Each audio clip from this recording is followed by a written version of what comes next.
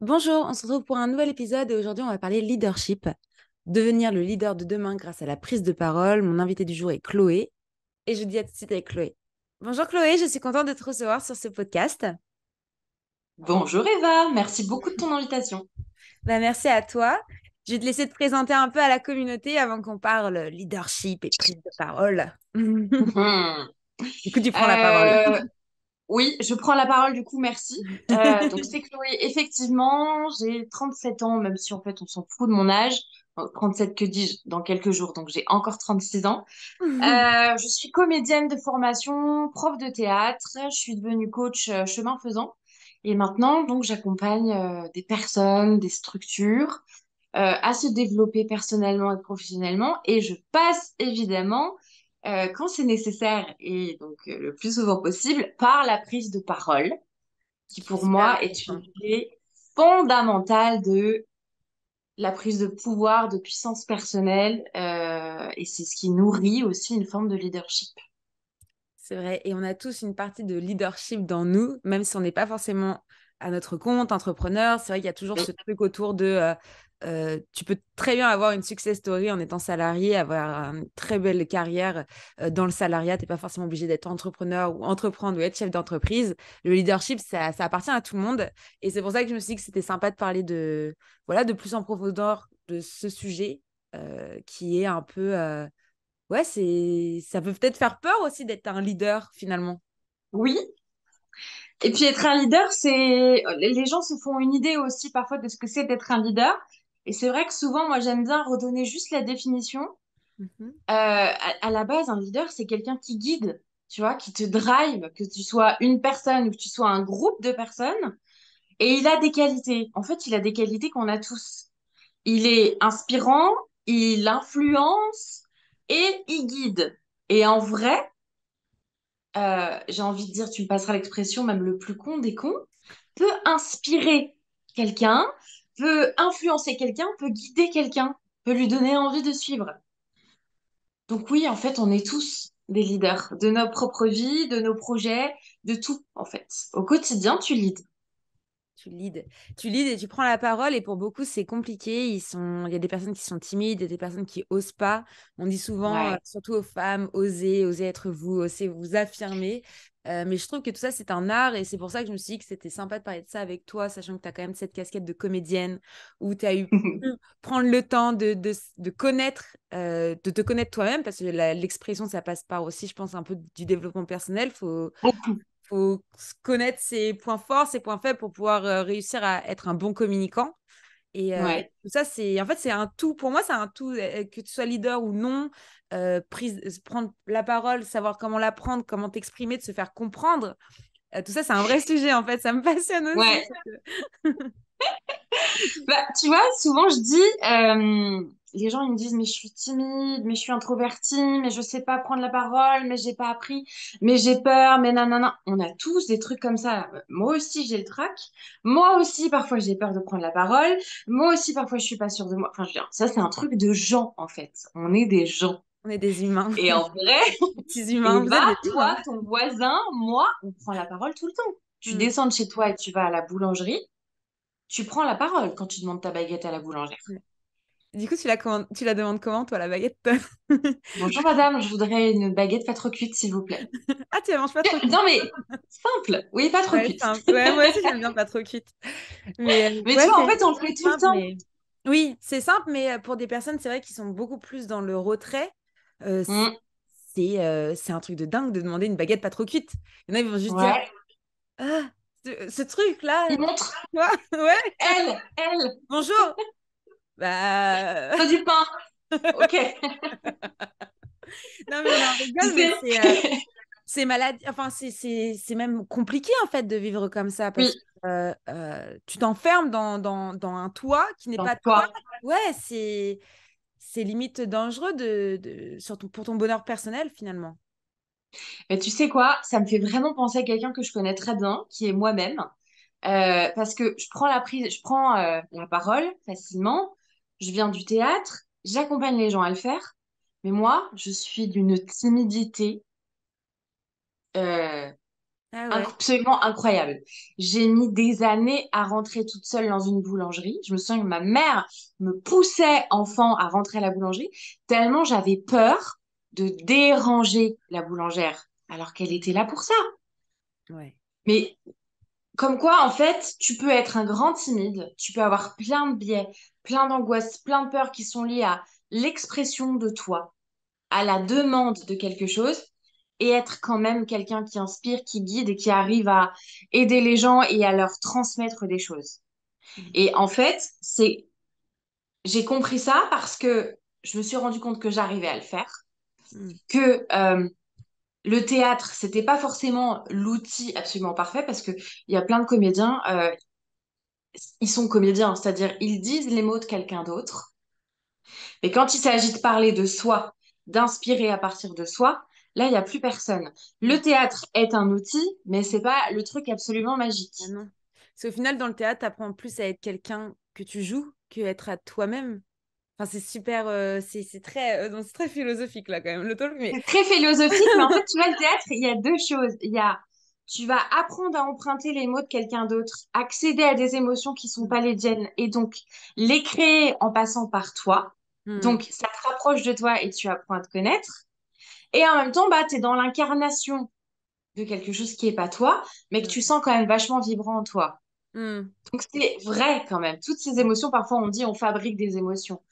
Finalement, on finit par les fabriquer à partir de ce qu'on a construit du personnage, à partir de soi et de ce qu'on s'imagine que le personnage ressent.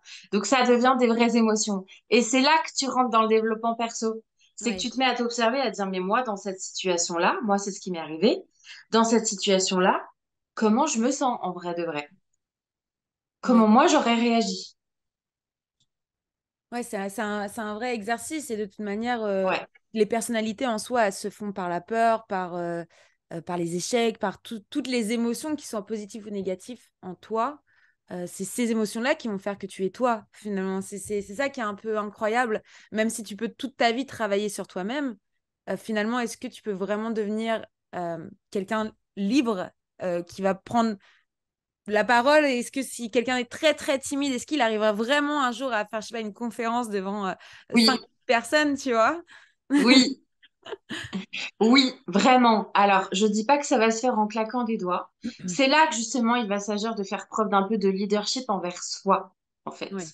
D'être la personne qui nous inspire nous-mêmes parce qu'on a envie de se dépasser, de se challenger, d'être fier de soi, de sortir de soi. En fait, à ce moment-là, tu sors de toi euh, en prenant la décision de t'exposer pour Mm. être à ton propre service. Et c'est là que ça va inspirer les gens.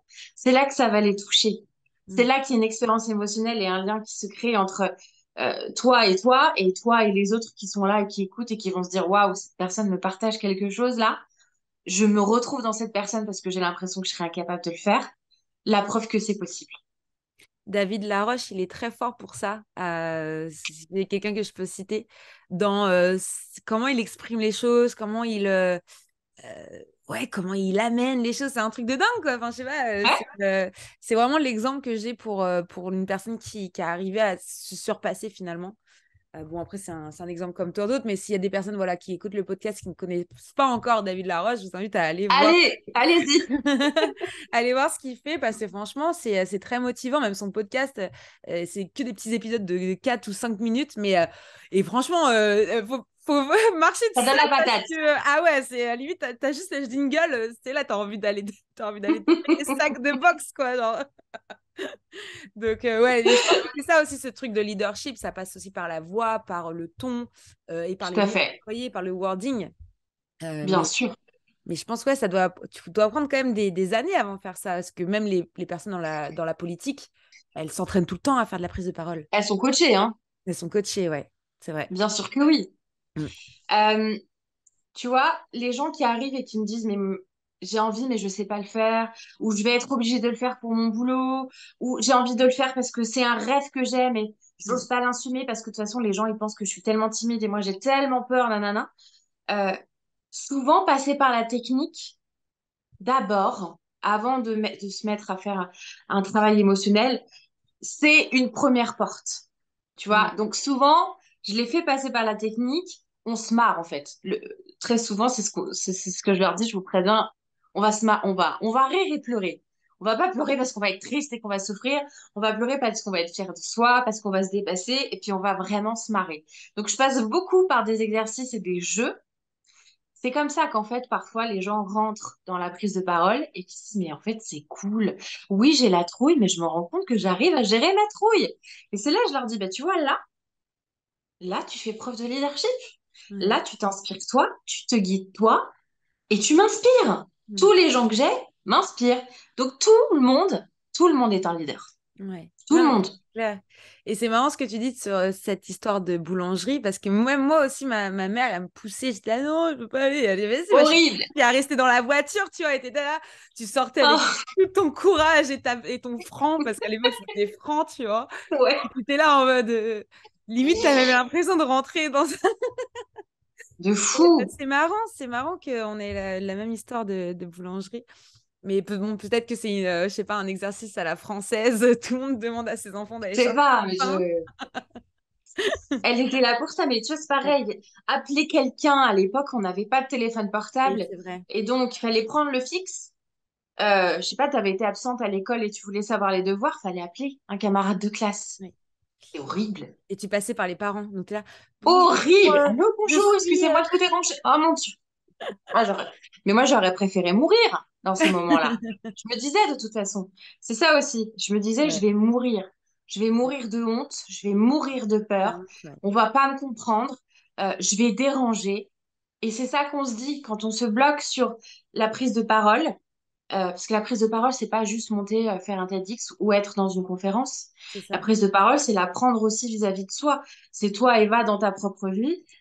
Quand à un moment, tu es dans une situation qui te disconvient, à quel moment et comment tu prends la parole pour dire, en fait, là, ça me convient, ça me convient pas. Moi, je suis telle personne et je demande ci et j'ai besoin de ça. Ça, c'est déjà de la prise de Ouais. parole. Mon Dieu. Mais ça, si tu Ça, n'apprends pas à le faire, et tu n'apprends pas à le faire en vrai, non, t'apprends pas à le faire. Et c'est ça c'est que je normal reproche. que tu Mm. flippes. Ouais, c'est ça que je reproche un peu à. Bon, après, c'est un peu plus. Voilà, l'éducation nationale, c'est que tu n'apprends pas quand tu es jeune à t'exprimer. Tu n'apprends pas à exprimer tes sentiments, tes émotions. C'est-à-dire Allez que comprendre déjà. c'est ça, à les comprendre. C'est-à-dire que les enfants, ils vont passer par la colère, ils vont passer par plein d'émotions qui pourraient être gérées dès l'enfance, où on serait beaucoup plus adepte, en fait, à s'exprimer en tant qu'adulte. Enfin, c'est des choses que tu n'apprends pas dans la vie de tous les jours. Et c'est bien que tu le dises, que c'est pas forcément des conférences. Ça peut être juste avec ton compagnon, avec ton mari, comment tu vas exprimer que tu n'es pas content. Ça peut être ta meilleure amie, comment tu vas lui exprimer que tu as été déçu sans forcément aller dans Oui. les drames, en fait. Donc, il y a beaucoup il y a beaucoup de travail à faire sur comment s'exprimer en fait. Ouais. Et, L'expression, c'est, j'ai envie de te dire, c'est la cerise sur le gâteau. Avant d'aller à l'expression, toi, tu parlais d'éducation nationale. Je- mm, j'ai travaillé 15 ans dans l'éducation nationale. J'ai eu plein de casquettes et euh, je pense que ça doit d'abord venir de chez nous, de nos parents, de ouais, notre éducation. Mais ça, on leur a pas appris non plus. c'est ça. Et à l'école, elle peut pas tout faire. Non. Et à l'école, il y a déjà tellement de choses à arranger dans la pédagogie et dans tout ça. Mais je crois qu'avant même d'être dans la capacité et la compétence d'expression, il y a l'accueil de l'émotion. Mm, ouais. Et quand on fait de la prise de parole, quand on travaille l'expression et tout ça, ça, Mm, c'est un critère qui, enfin, je veux dire, il n'est pas négociable. Tu mm, dois travailler là-dessus. Quelle est l'émotion? Et apprendre à dire cette émotion. Mais il y a des gens qui sont pas capables de dire je me sens en colère parce que ce qu'ils ressentent en sensation, ils sont pas capables de le lier à la colère, à ouais. une émotion. Et le Ouais. travail, il est d'abord là. Clarifier ce que tu ressens, trouver le mot qui correspond à ce que tu ressens. Et ça, c'est déjà tellement libérateur et élévateur. Et ensuite, apprendre à dire. Et là, c'est bon. Et là, c'est bon. Mais c'est vrai que il y a très peu de personnes qui font du développement personnel ou qui sont dans la spiritualité. Et tout ça, tu l'apprends beaucoup dans ce milieu-là, en fait. À Oui. capter tes énergies, à capter, enfin, toutes ces choses-là qu'on n'apprend pas forcément quand on est jeune ou si on n'est pas d'une famille spirituelle ou d'une famille qui est très sur le développement de soi, très zen. Éducation émotionnelle. Moi, j'appelle ça de C'est ça, l'éducation l'éducation émotionnelle et émotionnelle. relationnelle. Mm. Et je trouve que Ouais, c'est un point super important et c'est une des clés pour être un bon leader finalement. tout à fait. J'ai fait un petit coup de Exactement. coaching là. De toute façon, on est en train de coacher, je sais pas combien de personnes là, qui nous On est peut-être en train de coacher des gens. on est peut-être en train de coacher des gens. Non, mais c'est passionnant et c'est vrai que ouais, c'est des sujets passionnants et j'étais contente de vouloir voilà, exprimer ce sujet avec toi. Je sais pas si tu as des petits conseils à donner à des personnes super extra timides qui pourraient peut-être faire chez eux tout seuls Ouais. au miroir. La première chose déjà, c'est que souvent les personnes extra timides, elles se disent, elles se racontent que le Jean Dudu là, qui est hyper extraverti à telle réunion ou dans telle soirée, il est hyper à l'aise. C'est faux. Hmm. Jean Dudu, c'est peut-être sa stratégie de survie que de faire semblant qu'il est méga à l'aise et de prendre la parole, voire même de polluer la Hmm. parole. Tu vois? Hmm. Ouais, il y a des Donc pollueurs. ça, c'est la première chose. La deuxième, c'est que être timide, ce n'est pas un défaut. Non. Ce n'est pas une maladie vraiment. Ça devient très embêtant et handicapant quand ça guide toute ta vie et tous tes désirs et tous tes élans et que tu te réprimes. Mais être timide, c'est comme avoir les cheveux bouclés ou avoir des tatouages. C'est une Hmm. caractéristique. C'est Hmm. pas un défaut. Hmm. Donc c'est pas quelque chose à enlever de soi ou à guérir absolument ou à avoir honte. C'est juste une partie de toi. C'est pas ce qui te définit. Donc Hmm. c'est pas quelque chose qui doit forcément te freiner. Donc arrêtez de se raconter parce que on est timide, on est tout petit, qu'on peut pas prendre notre place, que de toute façon on dérange. Voilà. Moi je suis timide, j'ai les cheveux bouclés. Toi t'es peut-être timide et tatoué. Enfin voilà, c'est ça. Non, Ce mais c'est sont clair. juste des morceaux de nous. Et je pense que ça vient un peu aussi du fait du recrutement, tu vois, dans donnez-nous 5 qualités et 5 défauts. Et t'es là. Du coup, tu dois te trouver des défauts, en fait. Genre, t'as Mais cette les gens timides, puissance. ils ont des super compétences. Ouais. Les Bah gens oui. timides, beaucoup, ils ont un sens de l'observation extrêmement fine et délicate, c'est de la dentelle, et ils sont capables de décrypter qui est en face d'eux, Hmm. avec vraiment beaucoup de précision et d'intelligence. Et ça, pour une boîte, Bah ça, c'est mais c'est cadeau. un cadeau. Hmm. Puis moi, je préfère, pareil, hein, dans l'équipe, je préfère des personnes introverties que trop extraverties. Parce que après, il faut les gérer, tous les extravertis. Quand on a deux, trois, ça va. Mais quand on a 10, Faut euh, s'équilibrer. ouais, voilà. D'où Je le pense que quand fameux. tu es très dans l'introversion, faut t'équilibrer. Et quand tu es Ouais. très dans l'extraversion, faut être. Je pense qu'en fait, la qualité ultime, c'est l'ambiversion. T'es capable de t'adapter sans te suradapter à Ça. l'environnement dans lequel tu te trouves et surtout à ton énergie et ton état du moment. Mm. Et Donc quitte à non, les- les timides, soyez pas... C'est cool d'être timide, il n'y a pas C'est de problème. c'est clair. Bon, c'est moins cool si tu vas en boîte de nuit et que tu veux pas aller voir la nana que t'aimes bien ou le Ou garçon que que t'oses t'aimes pas bien. danser. Oh, ça c'est tellement triste. Mm. Ouais. Vas-y, Non, mais danse. on n'a qu'une vie et c'est super important d'essayer de prendre la parole, d'essayer de dire ce qu'on pense. Et surtout, ouais, comme tu as dit, c'est les personnes timides, du coup, vu qu'elles gardent tout pour eux, bah, ça frustre en fait dans ta vie, ça te fait du stress, quoi. Donc, il faut parler, Bah, faut tu s'exprimer. t'empêches. Ouais, tu Ouais. t'empêches. Tu T'empêche. t'empêches d'être toi et puis t'es vachement dans le regard aussi. Mais ça, c'est pas que les timides, on est dans le regard. Si on s'empêche de Ouais. danser, c'est parce qu'on se raconte qu'on danse mal et que peut-être si quelqu'un nous voit, il va penser que. Oui, ça, c'est plus dans le jugement. Avoir peur Voilà. de se faire juger, c'est pas de la timidité. Non. C'est encore autre chose. Bah, il y a tellement de choses à faire. La Ouais. timidité, ça s'embranche, il y a plein de racines. On a tous une part de soi qui est timide. Il y a tous des sphères, des domaines, des situations où on est en timidité et on est moins dans l'expression et on n'ose pas. Et c'est ça que je pense. Ce que tu fais en fait avec ton podcast, c'est ça aussi, hein, c'est donner de la voix, donner de la parole là où il y a des gens qui sont pas encore en capacité de le faire. Euh, Ouais, Bah là, toi, tu le fais pour eux. ouais, les dernières là, avec qui j'ai fait des talks, elles étaient là. la veille, avant, à peine elles pouvaient dormir en fait, parce qu'elles ne prennent pas la parole, parce que c'est des personnes très plutôt artistiques qui font voilà, du graphisme, et elles étaient stressées. Je leur ai dit, mais c'est moi, Bah oui, au pire des cas, la vidéo, je ne la poste pas en fait, au pire des cas. mais oui. Et du coup, en fait, c'est toutes ces personnes qui font leur première fois avec moi, c'est bizarre de dire ça, mais les premières prises de parole avec moi, en live comme ça, et encore, c'est même pas du live. Maintenant, avant, je faisais du live, maintenant, je fais des podcasts. Mais ouais, elles me remercient parce qu'en fait, elles se sont libérées. Elles se disent, mais en fait, c'était pas si dur que ça. Bah C'est non, pas si pire. non, c'est pas si bien, mais en fait, au pire des cas, genre, t'as juste parlé, quoi. Genre, Voilà, ouais, c'est pas facile pour. De toute façon, c'est ce que je dis, toutes les premières fois, c'est pas facile. Toutes les premières fois font peur. Et que ça peut être tout. La bien sûr. première fois que tu Bah, as c'est normal, conduit, t'as la pas de première repère. fois. Ouais, c'est ça. La première fois que tu as conduit, je sais pas, la première fois que tu as sauté dans la piscine, tu as fait un plongeon. Enfin, tu vois, c'est des choses trop bêtes, mais ouais, tu as peur en fait, c'est normal, c'est humain.